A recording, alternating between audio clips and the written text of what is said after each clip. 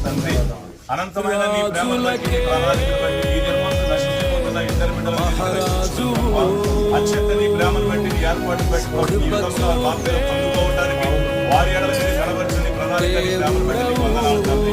పొందుకున్న ఆ బాప్తిజాన్ని బట్టి వారి ఇరువురు తండ్రి ప్రభు సేవను బట్టి ప్రభు ఆశీర్వాదాలను బట్టి నీ నామములో తండ్రి కుమార పరిశుద్ధాత్మ ఏకదేవ నామ రాకడ పర్యంత వరకు ఆ బిడ్డలు భద్రపరచబడును గాక.